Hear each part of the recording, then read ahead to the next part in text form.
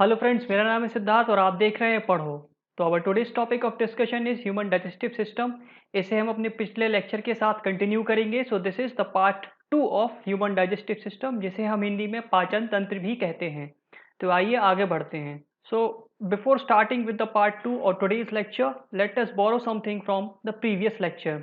Hair in front of you I have a diagram of human digestive system. तो आप यहाँ पर कुछ ऑर्गन्स को लोकेट कर सकते हैं: mouth, pharynx, oesophagus, stomach, liver, pancreas, intestines. So all these constitute our digestive system.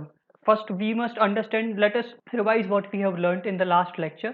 We have learned that the human digestive system consists of the alimentary canal and the associated glands. We studied the components of alimentary canals and the glands associated to the human digestive system and studied them in detail. From the previous lecture, we learned the definition of digestion. So what is digestion? Digestion is basically the conversion of complex food substances into simpler food substances.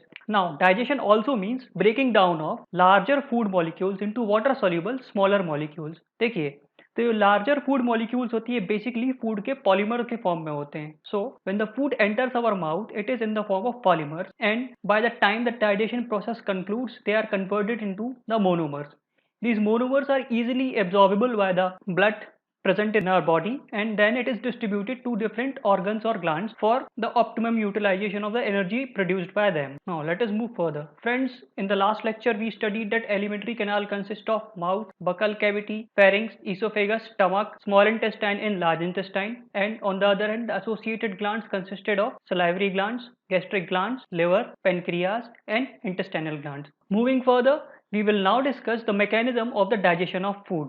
So what do you mean by mechanism? So basically it is a chemical and mechanical process which is going on in our digestive system, and it involves the functioning of various organs and different enzymes which are secreted by different glands into our alimentary canal.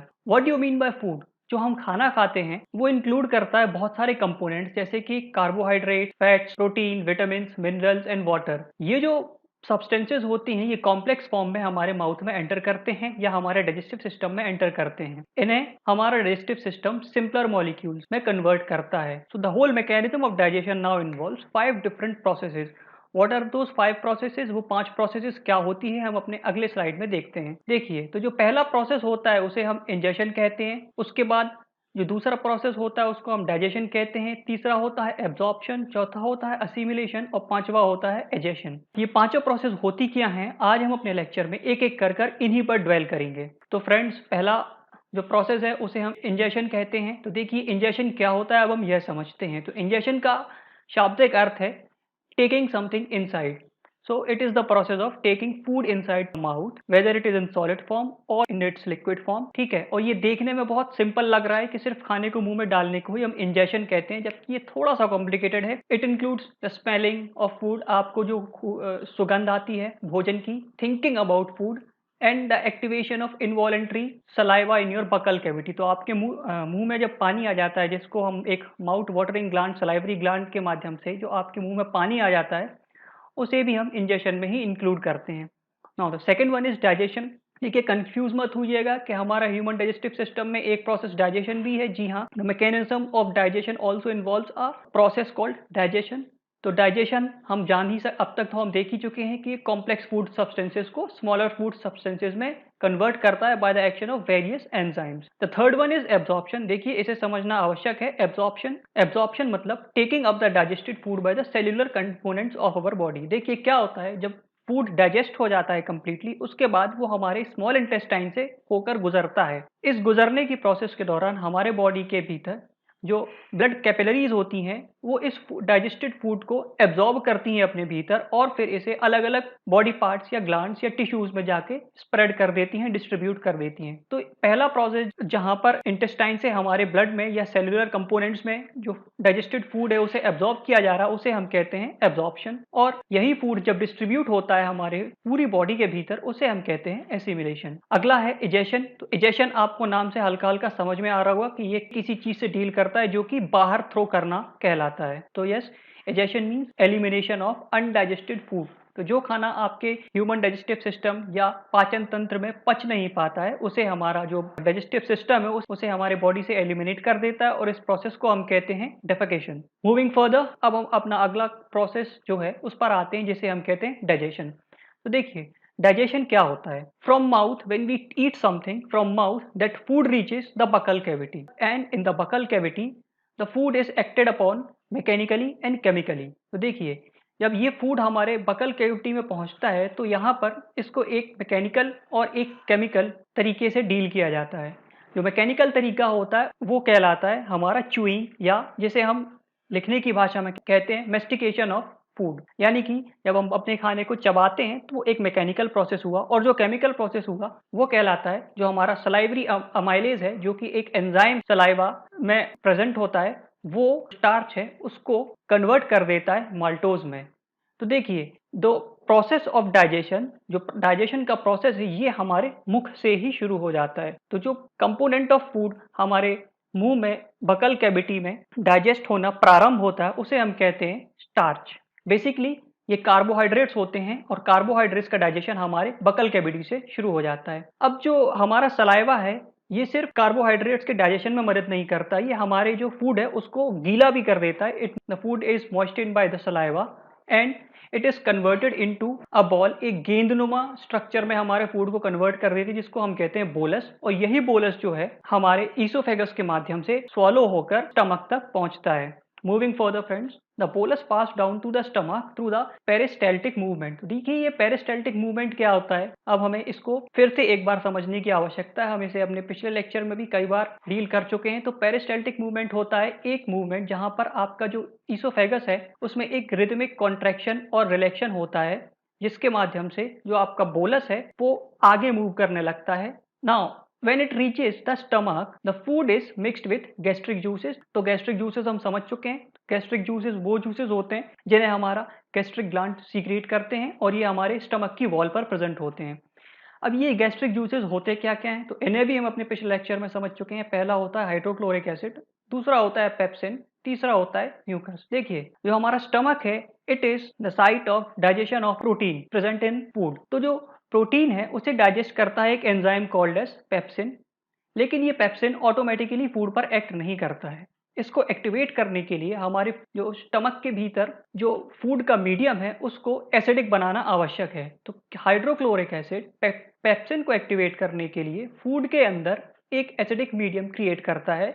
ये acidic medium pepsin को activate करता है और ये pepsin हमारे body के भीतर protein को डाइजेस्ट करता है, जिससे ये प्रोटीन को पेप्सिन के प्रेजेंस में पेप्टाइड्स में कन्वर्ट कर देता है। सो देखिए protein is polymer and peptide is not monomer but a simplified form of protein. The third one is mucus. तो म्यूकस जो होता है हमारे स्टमक की जो इनर लाइनिंग्स होती हैं उनको एसिडिक मीडियम के प्रभाव से बचाने का काम करता है। Moving further we will now discuss the condition of food when it reaches the duodenum. तो देखिए हमारे स्टमक में फूड पहुंचता है ईसोफेगस से, वहां पर उसमें गैस्ट्रिक जूसेस एक्ट करते हैं और वहां पर प्रोटीन का डाइजेशन इनिशिएट होता है। ये हमने पढ़ा अपने पिछले स्लाइड में। अब इस स्लाइड में हम ये देखेंगे कि किस प्रकार से हमारा फूड स्टमक से स्मॉल इंटेस्टाइन में पहुंचता है। तो देखिए हमारा फूड स्टमक से स्मॉल इंटेस्टाइन के ड्यूडेनम वाले हिस्से में पहुंचता है। आप जानते हैं कि हमारे स्मॉल इंटेस्टाइन में तीन हिस्से होते हैं, ड्यूडेनम, जिजनम और इलियम। तो जो ड्यूडेनम होता है it is basically a C shaped structure. आपके पास अगर किताब अभी अवेलेबल हो तो आप उसमें डायग्राम में देख सकते हैं। It is a C shaped structure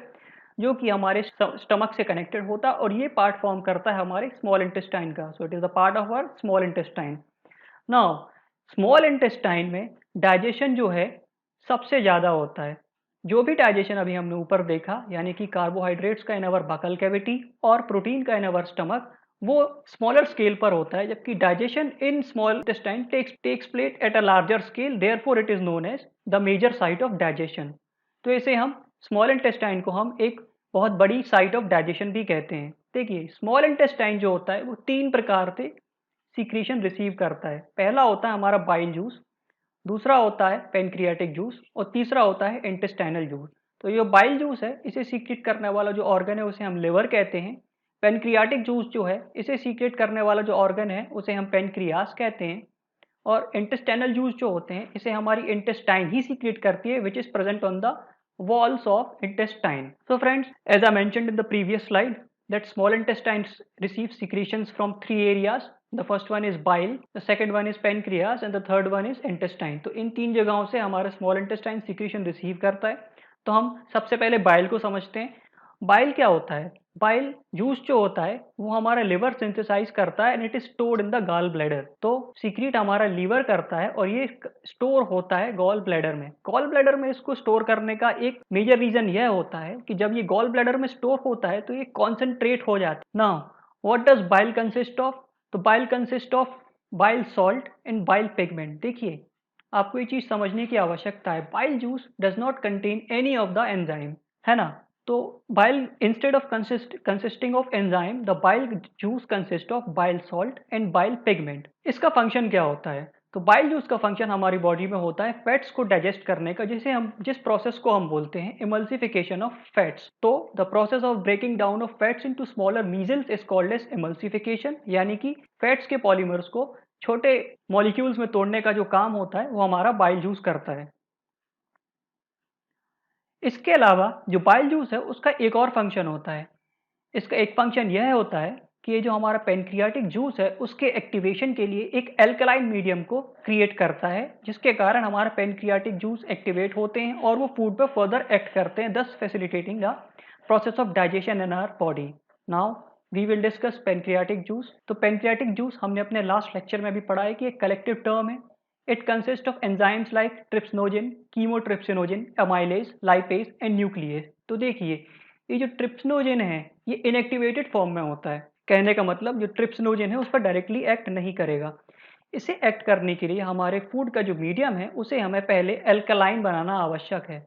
तो हमने पहले समझ लिया है कि जो फूड का medium which is received from stomach उसको एल्कलाइन बनाने का काम हमारा बाइल जूस करता है. देखिए, आप समझ सकते हैं बाइल जूस के भीतर एक बाइल सॉल्ट करके भी एक कंपोनेंट है. तो ये स्मॉल इंटेस्टाइन में पहुंचने वाले फूड को एल्कलाइन मीडियम में कन्वर्ट करने का काम करता है. देयर तो trypsinogen after it gets activated it is called as trypsin and this acts on the protein.